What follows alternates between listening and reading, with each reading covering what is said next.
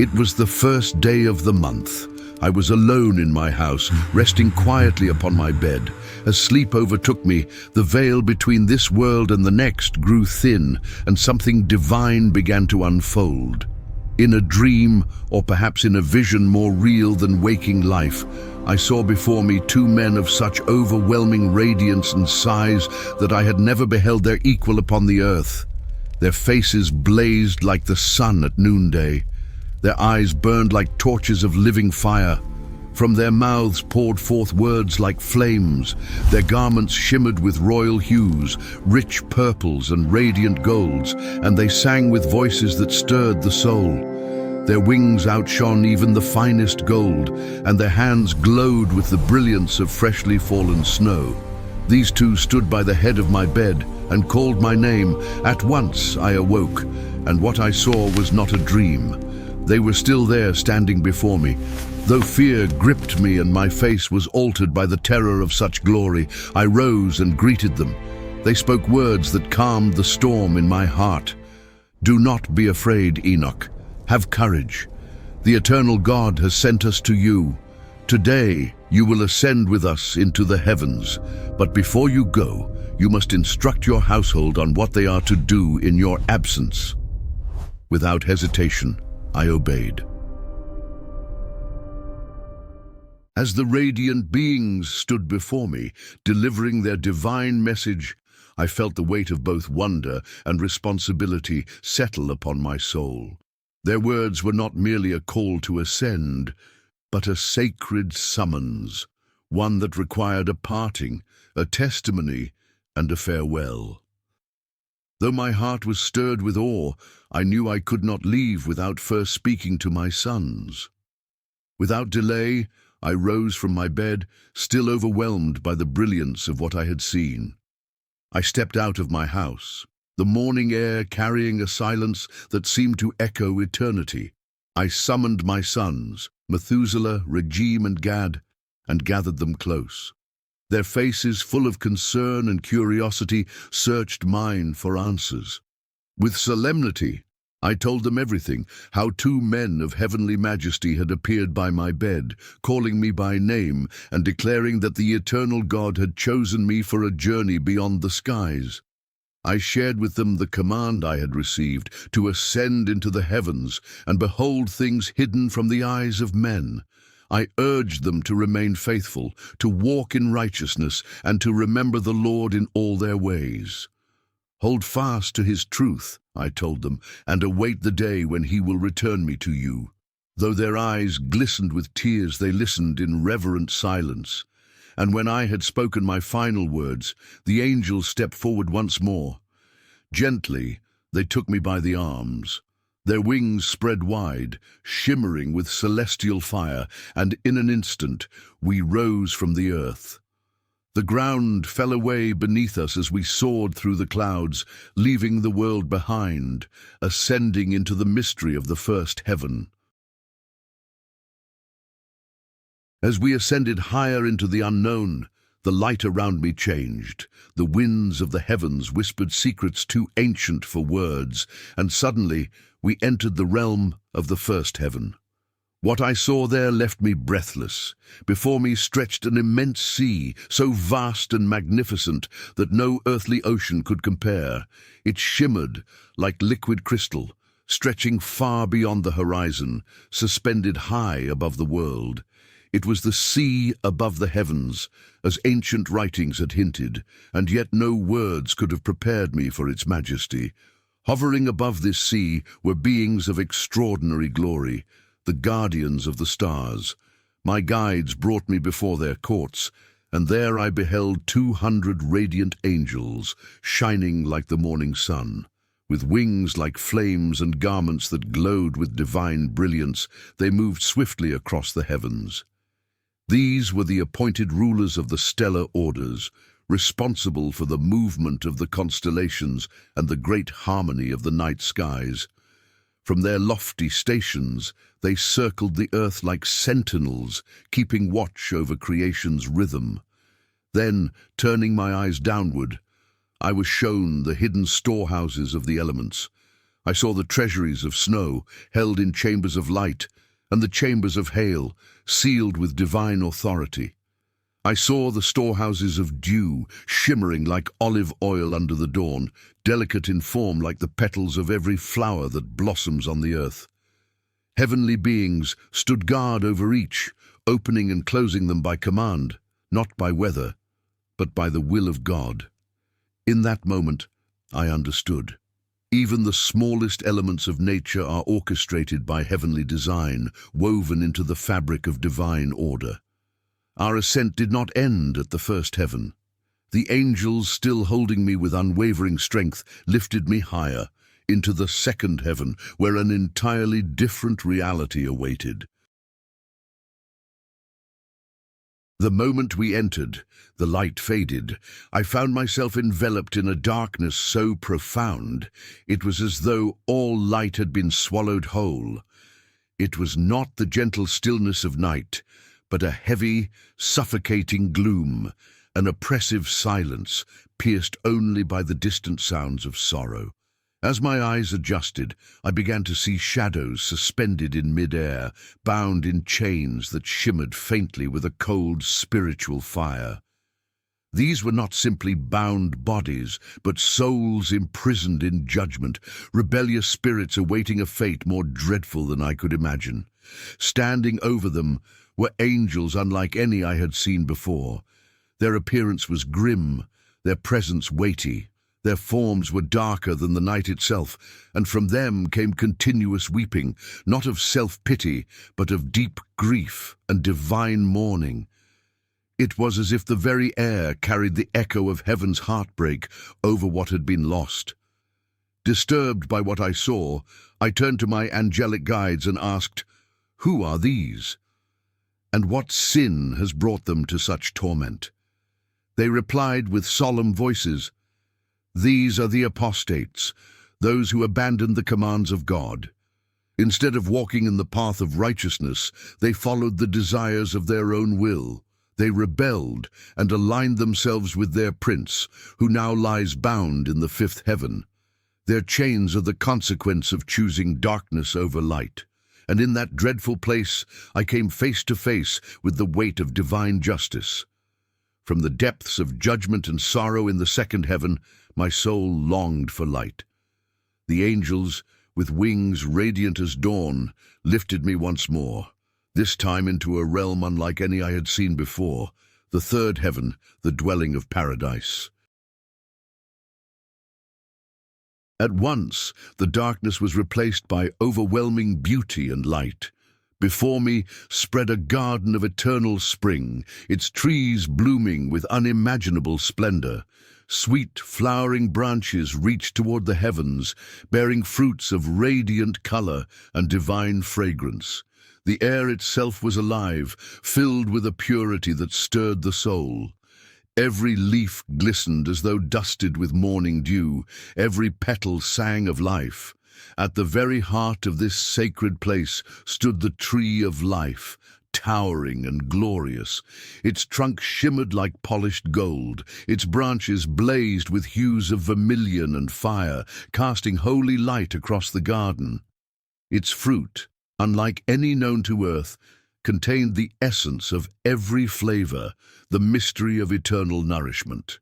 I was told its roots extended to the very ends of the earth, anchoring paradise itself between the realms of the mortal and the incorruptible.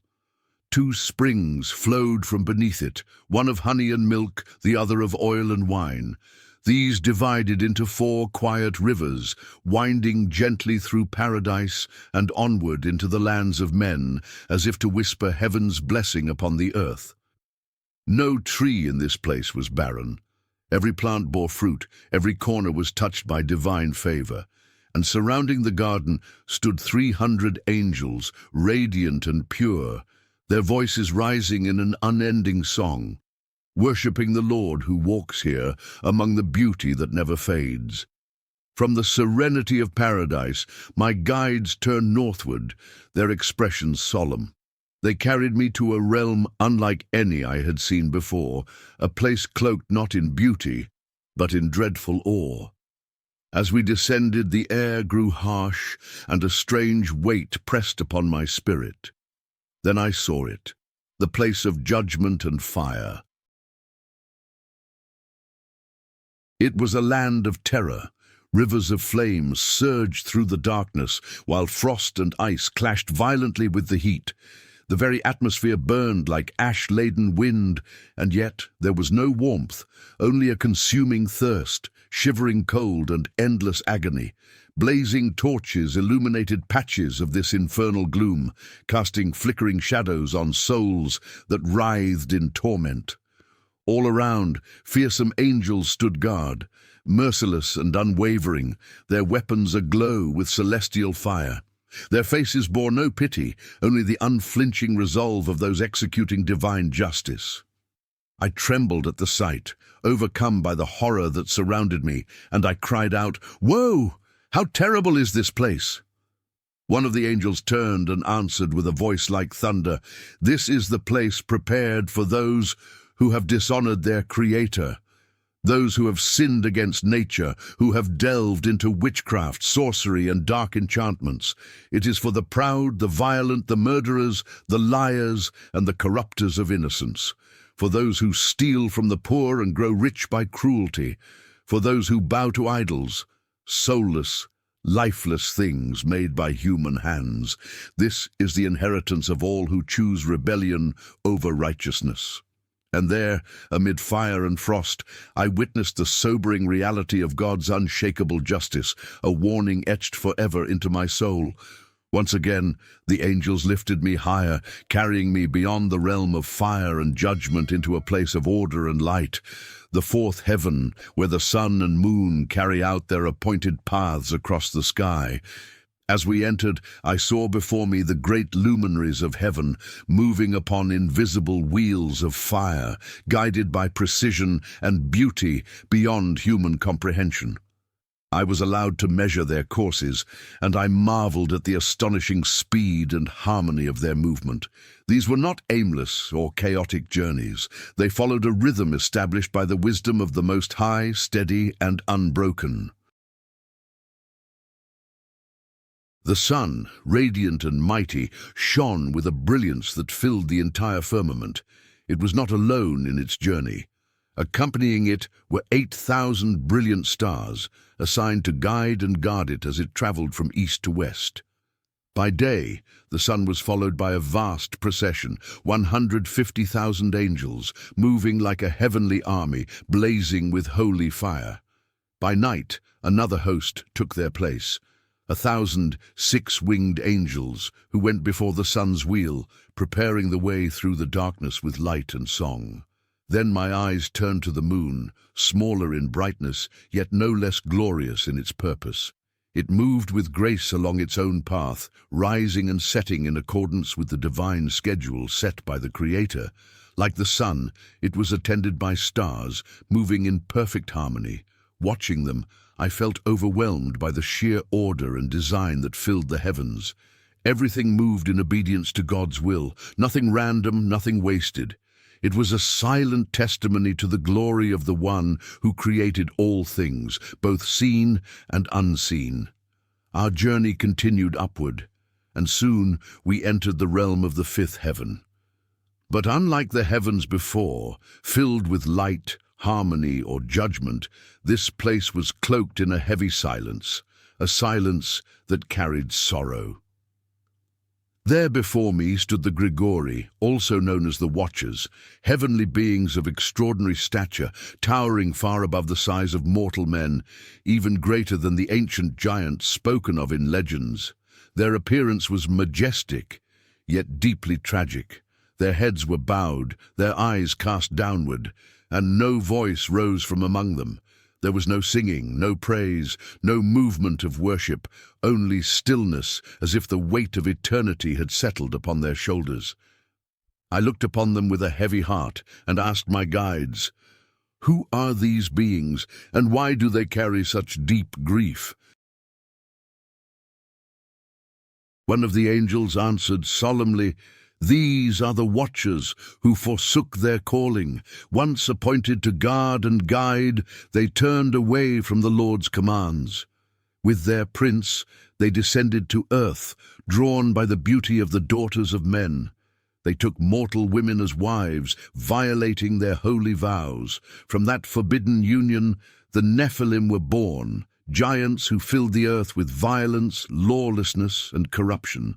Because of their deeds, the earth was defiled, and the Lord judged them with great severity.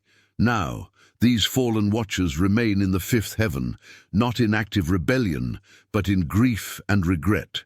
They mourn not only their own fall, but the judgment awaiting their kind. Bound by their guilt, they await the day of the Lord, when all will be made right. From the quiet sorrow of the fifth heaven, we ascended once more, this time into a realm that burst forth with light and glory. As we entered the sixth heaven, it was as though creation itself was singing.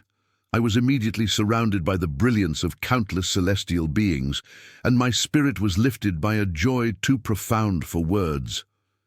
There I saw 7 radiant bands of angels, each one shining with a brightness equal to the sun. They stood in perfect unity, not only in appearance but in voice, purpose, and heart. Their robes gleamed like white fire, and from their lips came songs that echoed through the heavens. Their harmonies were not merely beautiful, they were alive, resonating with the wisdom and will of the Almighty. These were the governors of divine order. I watched as they oversaw the movements of the stars, the revolutions of the sun and moon, the passing of seasons, and the unfolding of years. Nothing escaped their attention. Every orbit, every shift in creation, every cycle of time was guided by their sacred work. Among them stood the archangels, mighty stewards of heaven and earth. They are the ones who record the deeds of men, who number every soul, who guide the unfolding story of humanity before the face of God. And around them I saw 6 phoenixes, 6 cherubim, and 6 six-winged creatures, all singing in perfect unison before the eternal throne. Their praise was unlike anything I had ever heard, not simply music, but worship woven into the very fabric of reality. It filled the heavens with purpose and joy, as if all creation was rejoicing in its Maker. After witnessing the harmony and sacred order of the sixth heaven, I was carried even higher, into a place where words fall short and the soul trembles in reverence. We entered the seventh heaven, and immediately I was engulfed by a realm of fire, brilliance, and unspeakable majesty. Here dwelled the mightiest of all the heavenly hosts. I beheld the seraphim with their burning presence, the cherubim radiant in form, the thrones, dominions, and the many-eyed beings whose gaze penetrates every corner of creation. They stood not chaotically, but in divine formation, 9 regiments, each arrayed with perfect precision and unimaginable splendor. Before them stretched 10 great steps, rising one above another like a celestial staircase. Upon each step stood beings of increasing glory, their brilliance so intense that it seemed the very air shimmered around them. All bowed low before a throne set far off in the distance, a throne too glorious to behold directly. Though I had seen many wonders, nothing had prepared me for this. A profound fear and awe came over me, and I fell silent, my heart overwhelmed by the holiness that surrounded me. I could not move, nor speak, as the weight of divine presence settled upon me. Sensing my trembling, the angels beside me spoke with gentle authority. "Have courage, Enoch. Do not fear. You have been chosen, not for destruction, but for revelation. You are to behold the face of the Lord." And in that moment I understood. I stood at the very threshold of eternity, about to enter into the presence of the Most High. Carried by the angels who had guided me through the heights of creation, I was lifted once more, this time to a realm beyond all that I had seen or could have imagined. We passed through the eighth heaven, known as Muzaloth, the domain where the seasons are determined, and the 12 constellations revolve in perfect order. Here, time itself bowed to the rhythm established by the Creator. Beyond that we entered the ninth heaven, called Kokavim, where the homes of the stars resided, vast and mysterious, holding the spiritual chambers from which the stars are sent forth to shine their light upon the earth. But it was in the 10th heaven, called Aravoth, that I beheld the dwelling place of the Most High. Words fail to capture the holiness of what my eyes witnessed. There, seated upon an incomprehensibly great throne, I saw the Lord of Glory. His radiance was like refined iron glowing in fire, emitting sparks of power that filled the air with light and reverence. His voice roared like the sound of many waters, deep and overwhelming. Around him stood the hosts of heaven, too many to count, each one glorious, each one bowed low in worship. At the sight I fell on my face, unable to stand before such majesty. But the Lord spoke directly to me. "Have courage, Enoch, do not fear. Arise and stand before my face for eternity." Then the archangel Michael approached and lifted me to my feet. The Lord turned to his angels and declared, "Let Enoch stand before my face forever." And the glorious ones bowed in agreement. Then the Lord said, "Remove from him his earthly garments, anoint him with my holy oil, and clothe him in the robes of my glory." As the Lord commanded, the archangel Michael stepped forward. In his hands was a vial filled with holy oil, glowing like liquid gold. With gentle reverence, he anointed me. The fragrance was unlike anything I had ever known, soft, sweet, and filled with life. The light that radiated from the oil was brighter than the sun, yet it did not blind. It healed, it transformed. In that moment I looked upon myself and realized I was no longer clothed in the garments of earth. I was no longer merely Enoch, son of Jared. I had been changed, glorified, made like the angels, shining as a reflection of the glory of God himself. And so I remained before the Lord, not with fear, but with deep and abiding peace. My soul rested in the presence of the one who made all things. I had been called not only to witness these heavenly realms, but to carry the message back to the sons of men. I am Enoch, the witness, Enoch, the messenger, and I testify the heavens are real, the judgment is certain, and the glory of the Lord surpasses all understanding. Let every heart prepare, and every soul draw near, for this journey is not only mine, it is a call for all who would listen. Before we close, I want to thank you for walking with me through this sacred vision. May the Lord bless you with wisdom, with awe, and with a hunger for his presence. History, as we've been taught, is a collection of events shaped by the legacies of kings, empires, and great minds that push the boundaries of human potential. We've been told about the evolution of humanity, from primitive hunter-gatherers to the creators of vast empires, writers of sacred texts and architects of awe-inspiring monuments. But what if this narrative is incomplete? What if we've overlooked a secret history? A story that connects humanity not just to the terrestrial but to the celestial? The Book of Enoch, a text that lay forgotten for centuries, provides a glimpse into an enigmatic past that mainstream scholars often dismiss as myth. This ancient manuscript, part of the Dead Sea Scrolls, challenges the conventional understanding of human history. It suggests that our ancestors may have had encounters not just with gods or angels, but with celestial beings, perhaps extraterrestrials. As we journey through the mysterious and often overlooked accounts in the Book of Enoch, we will unravel the possibility that these ancient events were not just metaphorical stories, but perhaps even historical records of humanity's interaction with beings from beyond our planet. Our story begins in 1947, when a young Bedouin shepherd named Muhammad Ed Hibin, while searching for a lost goat near Qumran, stumbled upon one of the greatest archaeological discoveries of the 20th century, the Dead Sea Scrolls.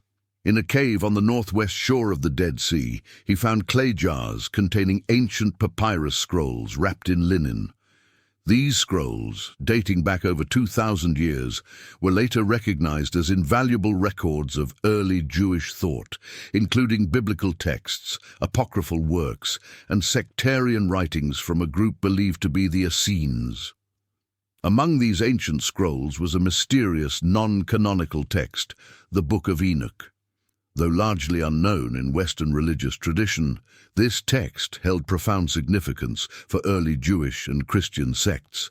It described events and characters absent from the canonical Bible, offering a new perspective on the pre-flood world and a much deeper narrative involving angels, fallen beings, and apocalyptic visions.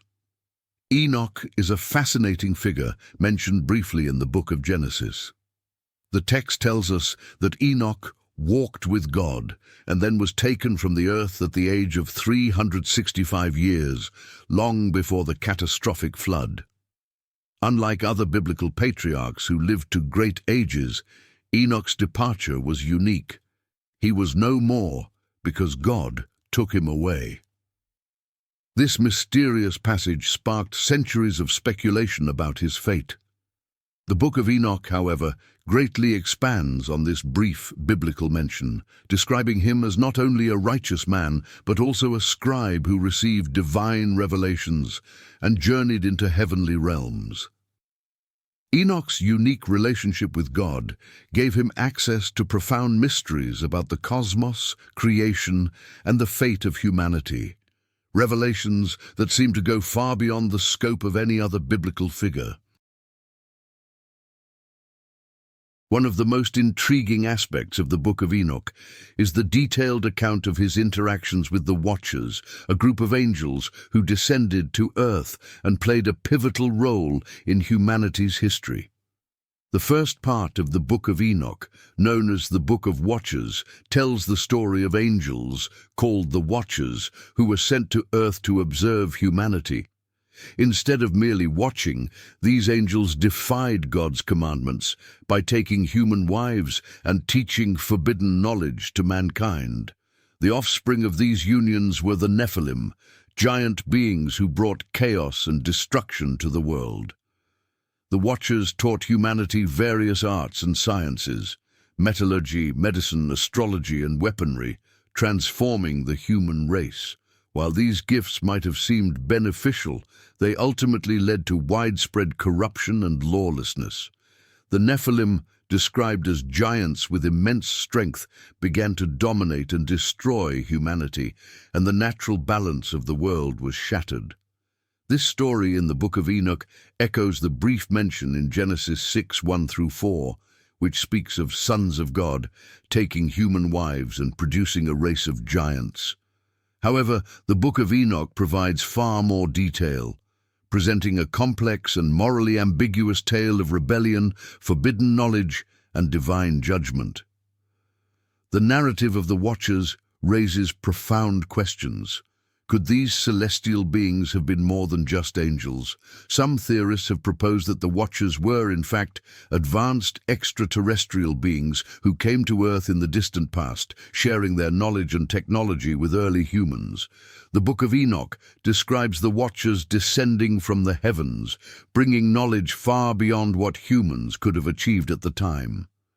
This scenario bears striking similarities to other ancient accounts of gods or divine beings descending from the sky. In Sumerian mythology, for instance, the Anunnaki were a group of deities who came from the heavens to guide humanity's development. The parallels between the Watchers and the Anunnaki are difficult to ignore. Ancient astronaut theorists, such as Zecharia Sitchin and Erich von Däniken, have argued that many ancient texts, including the Book of Enoch, are not allegorical but historical accounts of early contact between humanity and extraterrestrial visitors. Could the Watchers have been such visitors? The detailed descriptions of their actions, the technologies they shared, and their interactions with humanity suggest that they may have been more than spiritual beings. They could have been advanced beings from another world. One of the most fascinating parts of the Book of Enoch is its description of Enoch's celestial journeys. After being chosen by God, Enoch is taken up into the heavens, where he is shown the workings of the cosmos, the movements of the stars and planets, and the fate of both humanity and the fallen angels. The astronomical book, one of the 5 sections of the Book of Enoch, contains detailed descriptions of the celestial bodies and their movements, revealing an advanced understanding of astronomy that would have been impossible for humans of that era. Some scholars have noted that these descriptions align with knowledge that wasn't discovered by modern science until millennia later. Could this suggest that Enoch was given access to knowledge from an advanced civilization, possibly of extraterrestrial origin? As Enoch travels through the heavens, he encounters various celestial beings, including the archangels Michael, Gabriel, Raphael, and Uriel. These beings guide him and provide him with further knowledge about the divine order, the impending judgment on the Watchers, and the ultimate destiny of humanity. The Book of Enoch describes the heavens not merely as a spiritual realm, but as a place filled with structured order, cosmic bodies, and even multiple dimensions. This portrayal of the universe is remarkably similar to modern theories of space-time and parallel universes, leading some to wonder if Enoch's journeys were not symbolic, but actual explorations of other worlds or dimensions facilitated by advanced technology. In later Jewish mystical traditions, Enoch's story takes an even more remarkable turn. According to the Sefer HaHechalot, Book of Palaces, and other Kabbalistic texts, Enoch is transformed into the archangel Metatron after his ascension into the heavens. In these texts, Enoch undergoes a dramatic metamorphosis, becoming a powerful angelic being who serves as a celestial scribe and an intermediary between God and humanity. Metatron is one of the highest-ranking angels in Jewish mystical thought, sometimes described as the lesser YHWH because of his proximity to God and his role in governing the divine realms. Enoch's transformation into Metatron signifies not only his deep spiritual wisdom, but also the possibility that humans can attain higher levels of existence through divine grace. This transformation raises a profound question. If Enoch, a human, could be transformed into an angelic being, could there be other instances in history where humans ascended to higher realms of existence? Could this be evidence of ancient spiritual practices that enabled individuals to transcend their physical forms and achieve a kind of cosmic immortality? Despite its profound influence on early Jewish and Christian thought, the Book of Enoch was excluded from the canonical Bible. Why? One reason lies in the political and theological dynamics of early Christianity. The process of canonizing the Bible was not only about religious doctrine, but also about consolidating power. Certain texts, such as the Book of Enoch, were seen as too radical or controversial because they introduced concepts of celestial beings and cosmic events that didn't align with the emerging Orthodox beliefs.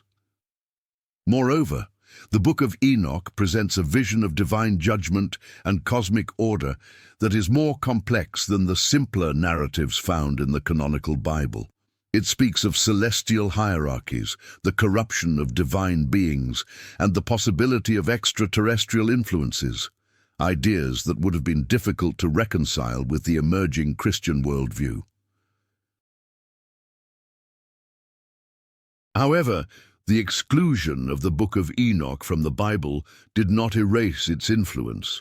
Early Christian writers such as Tertullian and Origen referenced it, and it remained a key text for the Ethiopian Orthodox Church, which still considers it part of the biblical canon.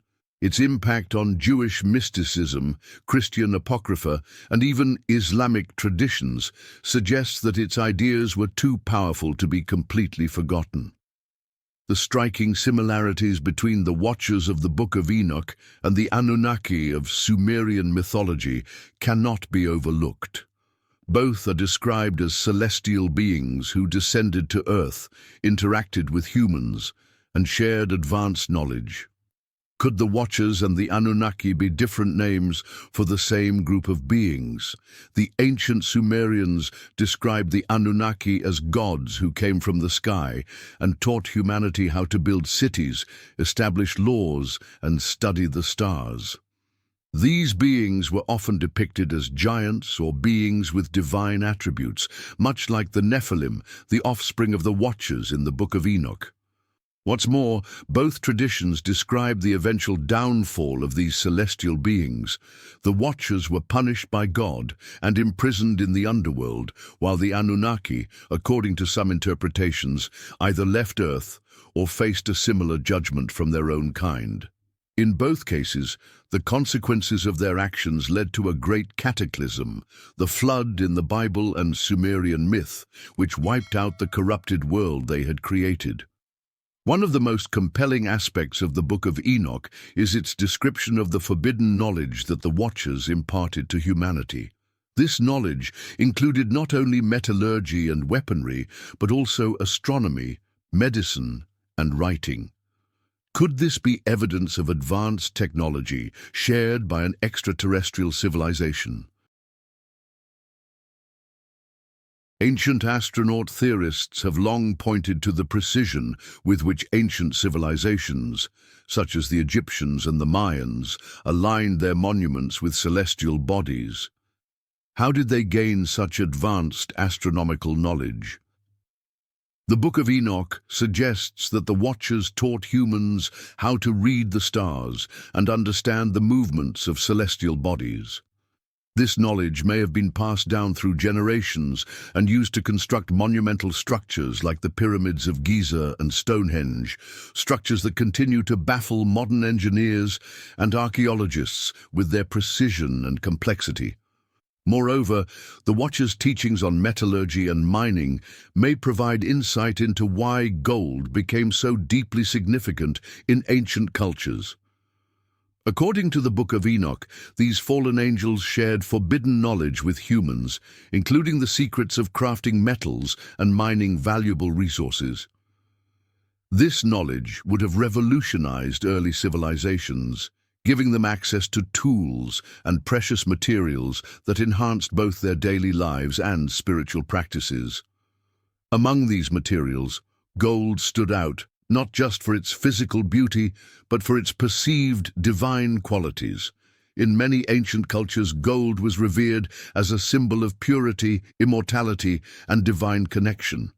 The ancient Egyptians in particular held gold in the highest esteem, associating it with the sun god Ra, and using it extensively in temples, tombs, and the adornment of their rulers. Pharaohs were often buried in gold-laden tombs, believing that the material would help secure their passage to the afterlife. The Egyptians believed that gold was an indestructible metal, symbolizing the eternal nature of the gods. Could the reverence for gold and its central role in ancient spiritual practices have been influenced by the Watchers' teachings? If these celestial beings imparted their advanced knowledge of metallurgy to humanity, it is possible that their emphasis on gold transcended its material value, imbuing it with spiritual and mystical significance. The Watchers, as otherworldly entities, may have introduced gold as not merely a resource, but as a substance with inherent sacred properties, a bridge between the mortal and divine realms. This influence could explain why ancient cultures worldwide placed such spiritual importance on gold, viewing it as a divine gift from the heavens handed down by celestial beings. The existence of the Nephilim, the offspring of the Watchers and human women, has been a subject of fascination and debate for centuries. Both the Bible and the Book of Enoch describe these beings as giants, creatures of extraordinary size and strength, who roamed the earth and caused great destruction. In Genesis 6:4, the Nephilim are referred to as the mighty men of old, while the Book of Enoch offers a more detailed account, portraying them as a race born from the union of celestial beings and humans, whose wickedness and violence contributed to the corruption of the world before the Great Flood. But were the Nephilim merely mythical figures, or could they have been real, historical beings? Throughout history, there have been numerous reports of archaeological discoveries of giant skeletons, some allegedly measuring up to 12 feet tall. These findings, though often controversial, have sparked widespread interest. However, many of these discoveries have been dismissed or allegedly suppressed by mainstream science, leading to speculation that evidence of the Nephilim may have been deliberately covered up. If such giants truly existed, it would not only validate the accounts found in ancient texts like the Book of Enoch, but also suggest that these stories were not merely allegorical. The existence of Nephilim would imply that ancient peoples had first-hand encounters with beings of immense power and size, possibly the result of interactions between humans and otherworldly entities.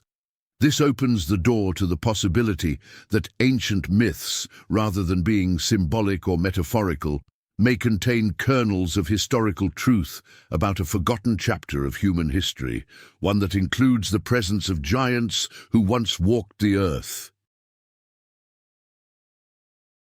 As we explore the mysteries of the Book of Enoch, the Watchers, and the Nephilim, one thing becomes clear: the history we've been taught may only be a fraction of the truth. Ancient texts from cultures around the world speak of beings from the heavens, advanced knowledge, and cataclysmic events that reshaped humanity's destiny. Whether these beings were angels, gods, or extraterrestrials, their influence on early human civilization is undeniable. The story of Enoch serves as a powerful reminder that the history of humanity is filled with mysteries we have yet to fully comprehend.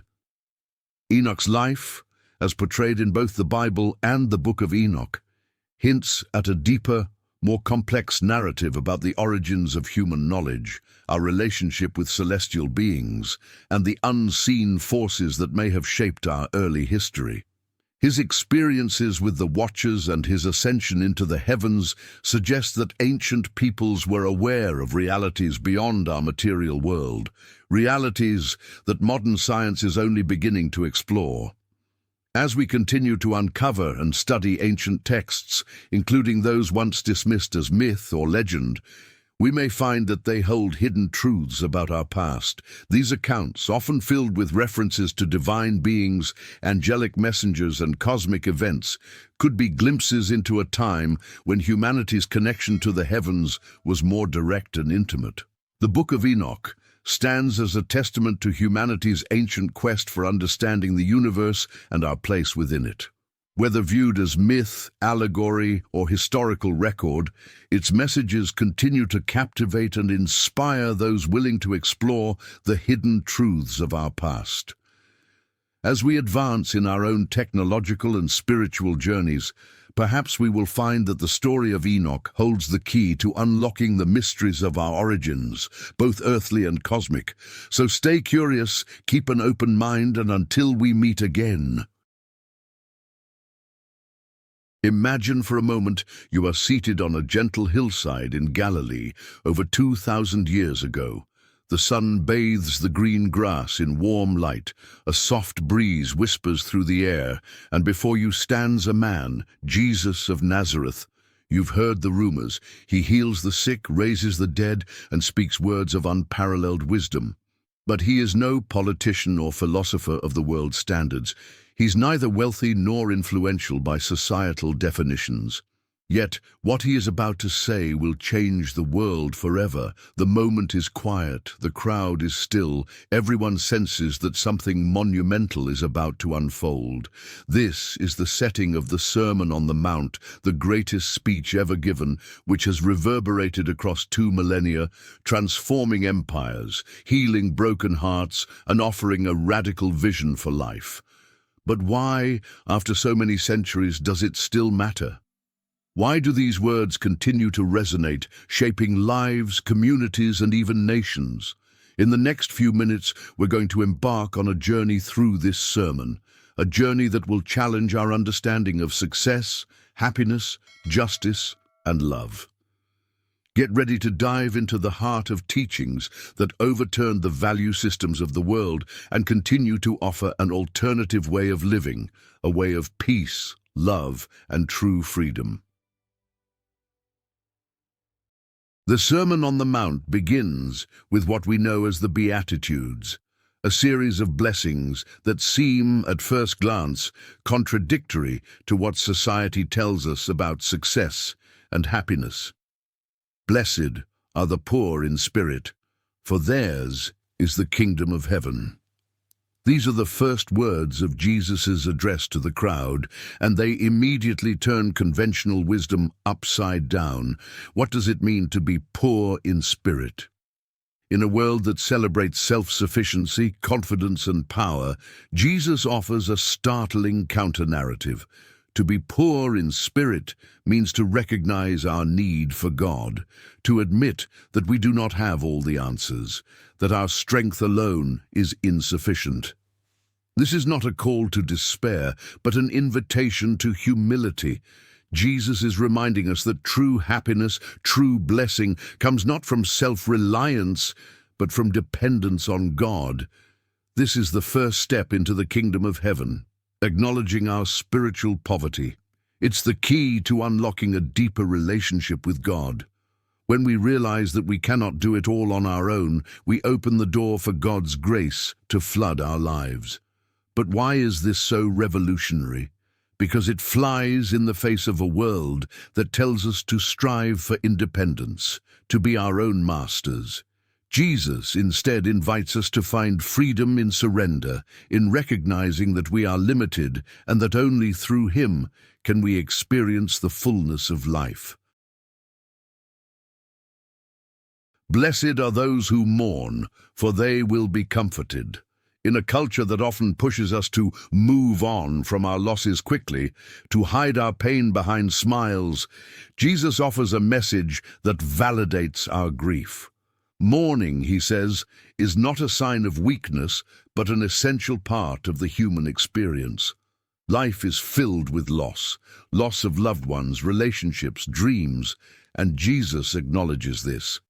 He doesn't minimize our suffering, but offers a promise, comfort. Notice, he doesn't say that blessed are those who avoid pain or those who hide their grief. He says those who mourn will find comfort. What a profound insight into the nature of God's love. Jesus reminds us that it's okay to feel broken, to grieve deeply and to express our pain. And in our mourning, we are met by a God who comforts, a God who is near to the broken-hearted. Blessed are the meek, for they will inherit the earth. If any statement seemed to defy the norms of Jesus' time, and ours it is this one, the world often rewards the assertive, the powerful, the aggressive. Yet Jesus blesses the meek, promising them the earth. What is meekness? It's not weakness, as is often misunderstood. Meekness is strength under control. Think of a powerful horse that has been tamed. Its strength is still there, but it's guided and controlled. Meekness is the ability to respond with love and gentleness, even when wronged. It is choosing not to retaliate when we have the power to do so. In a world governed by the principle of might makes right, Jesus offers a radically different vision. The meek shall inherit the earth. Those who choose humility, patience, and peace over violence and aggression are the ones who will truly reign, because their strength is rooted in a deep inner security that can only come from God. Blessed are those who hunger and thirst for righteousness, for they will be filled. Jesus moves from the internal qualities of humility, mourning, and meekness to an external active pursuit, righteousness. This isn't a casual interest in justice or goodness, but a deep, burning desire for things to be made right, a longing as urgent as hunger or thirst. Jesus is calling us not just to wish for a better world, but to actively work for it. Those who hunger and thirst for righteousness are driven by a passion to see God's will done on earth as it is in heaven. This is a call to stand up for the oppressed, to fight injustice, and to pursue holiness in every area of our lives. And the promise, they will be filled. When we align our hearts with God's heart, when we seek after His righteousness, we will find satisfaction, not in worldly success, but in knowing we are part of God's redemptive plan. Blessed are the merciful, for they will be shown mercy. In a world where vengeance often feels justified, Jesus calls us to something greater, mercy. Mercy is not just a feeling of compassion, but a deliberate action. It is choosing to forgive when we have every right to hold a grudge. It is choosing compassion when retaliation seems more natural. Mercy reflects the very heart of God. We, as recipients of God's incredible mercy, are called to extend that same mercy to others. And Jesus' promise is clear: those who show mercy will receive mercy. This isn't just about being nice or letting others off the hook. It's about living out the radical forgiveness that we have been shown. Mercy breaks the cycle of hate and revenge, creating space for healing and reconciliation. Blessed are the pure in heart, for they will see God. What does it mean to be pure in heart?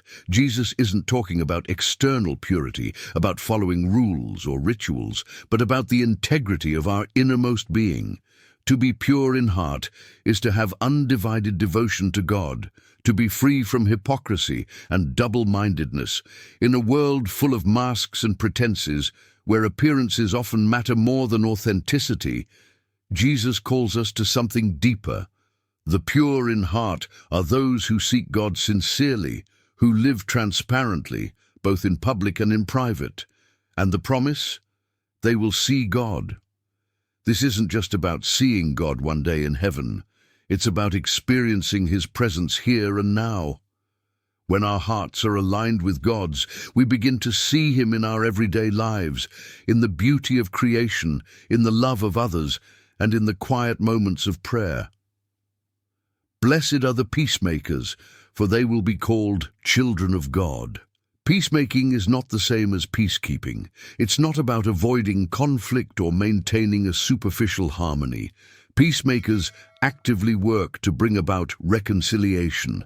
They enter into the messiness of human relationships and seek to heal divisions, bridge gaps, and restore broken connections.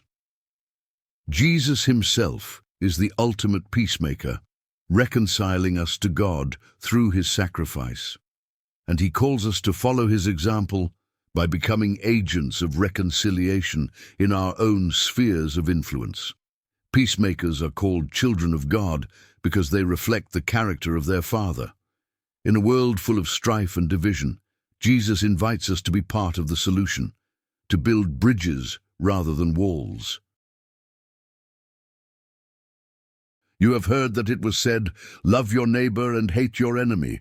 But I tell you, love your enemies and pray for those who persecute you. Here lies the most radical of Jesus' teachings. Loving our enemies goes against every natural instinct. It seems impossible, even foolish. Yet this is precisely what Jesus calls us to do, and He doesn't just ask us to do it, He models it. On the cross, He prays for His executioners. "Father, forgive them, for they do not know what they are doing." Why does Jesus command this? Because love is the only force strong enough to break the cycle of hatred and violence. Retaliation only perpetuates the conflict. When we choose to love those who hate us, we reflect the very heart of God. Jesus tells us that by loving our enemies, we demonstrate that we are children of our Father in heaven, who causes his sun to rise on the evil and the good. So in everything, do to others what you would have them do to you, for this sums up the law and the prophets. The golden rule is simple yet revolutionary. Treat others as you want to be treated. It's not just about refraining from harmful actions. It's about actively seeking to do good to others. This requires empathy, the ability to put ourselves in another person's shoes and ask, how would I want to be treated in this situation? This teaching invites us to be proactive in our kindness, compassion, and respect for others. It's not enough to avoid doing harm. We are called to actively pursue good, to go out of our way to bless others, even when it's inconvenient. Do not judge, or you too will be judged. Jesus' warning against judgment is not an invitation to moral indifference, but a call to humility. When we judge others harshly, we often overlook our own faults. Jesus uses a vivid and almost humorous metaphor to drive this point home. Why do you look at the speck of sawdust in your brother's eye and pay no attention to the plank in your own eye? The call here is to self-reflection. Before we criticize or condemn others, we must examine our own hearts. Are we guilty of the same faults? Do we have our own planks that we need to deal with? Jesus teaches that true judgment must come from a place of humility, compassion, and the recognition that we, too, are in need of grace. Therefore, I tell you, do not worry about your life, what you will eat or drink, or about your body, what you will wear. Is not life more than food and the body more than clothes? Jesus knows that life is full of things to worry about. Bills, deadlines, relationships, and health. But here, he invites us into a radical trust in God's provision. Worry, Jesus says, won't add a single hour to your life. It only steals our peace and distracts us from the things that truly matter. Jesus offers beautiful examples from nature to illustrate his point. Look at the birds of the air. They do not sow or reap or store away in barns, and yet your heavenly Father feeds them. Are you not much more valuable than they? If God takes care of the birds and the flowers, how much more will he care for us? The solution Jesus offers is simple, yet profound. But seek first his kingdom and his righteousness, and all these things will be given to you as well. When we put God's kingdom first, trusting that he will provide for our needs, we find a peace that transcends our circumstances. Therefore, everyone who hears these words of mine and puts them into practice is like a wise man who built his house on the rock. Jesus ends the Sermon on the Mount with a powerful analogy. He compares his teachings to a solid foundation, like a house built on rock. The wise person not only hears Jesus' words, but puts them into practice. When the storms of life come, and they will, the house remains standing because it is built on something unshakable. But Jesus also warns of the opposite. Those who hear his words but do not act on them are like a foolish man who builds his house on sand. When the storm comes, that house falls with a great crash. The message is clear. It's not enough to simply hear Jesus' words. We must live them out. This conclusion is a call to action. It's not about memorizing the Sermon on the Mount or agreeing with its principles in theory. It's about letting these teachings transform our lives from the inside out. As we step back and look at the Sermon on the Mount as a whole, we see that it's not just a set of moral guidelines. It's a revolution of the heart. Jesus is calling us to a completely different way of life, one that runs counter to the values of the world around us. Where the world says, eye for eye and tooth for tooth, Jesus says, turn the other cheek.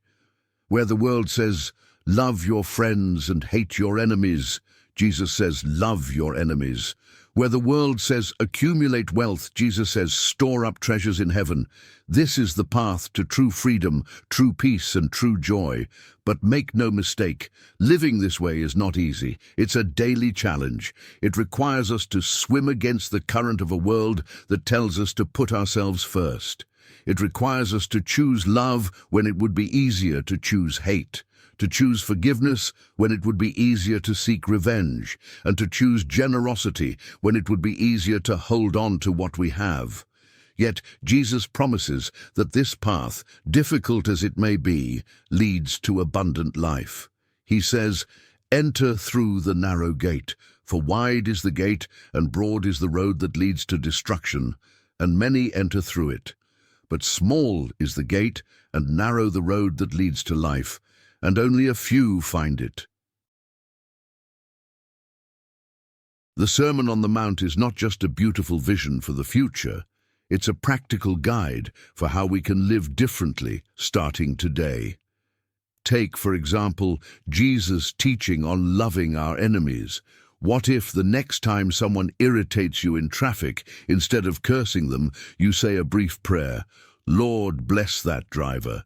Maybe they're having a tough day." Or think about the workplace. Maybe there's a colleague who seems to be constantly against you. What if, instead of harboring resentment, you make a small gesture of kindness, offering to help them on a project or simply greeting them with a sincere smile? Jesus isn't asking us to approve of bad behavior. He's calling us to respond to it in a way that breaks the cycle of hate and retaliation. Or think about Jesus' teaching on worry. The next time you feel overwhelmed by anxiety, pause and ask yourself, is this something I can control? If so, make a plan. If not, release it to God in prayer. Remember Jesus' words, "Look at the birds of the air. Are you not much more valuable than they?" Let that truth sink into your heart. You are valuable, you are loved, you are cared for. We've journeyed through the Sermon on the Mount, exploring its radical teachings on humility, love, forgiveness, mercy, and trust. But now comes the question, what will we do with all of this? How will we allow these words to transform our lives? The Sermon on the Mount is not just an inspiring speech or a lofty set of ideals. It's an invitation to a new way of living. Jesus is calling us to build our lives on the solid foundation of his teachings, to be doers of the word, not just hearers. As we leave this moment of reflection, let us carry these words in our hearts. Let us commit to living them out in our daily interactions, in our relationships, and in our decisions. And as we do, we will find that the Sermon on the Mount is not just an ancient text, but a living, breathing guide to the abundant life that Jesus offers to each one of us. The challenge is given, the choice is ours. Let us choose the narrow road, the path of love, forgiveness, and humility, and in doing so, we will find life, true life, life that endures through the storms. Thank you for joining us on this journey. If this message has inspired or touched your heart, we invite you to subscribe to Bible Wisdom for more enriching biblical insights. May God's love and guidance continue to strengthen you as you walk this path of faith. We look forward to seeing you in our next video. God bless you.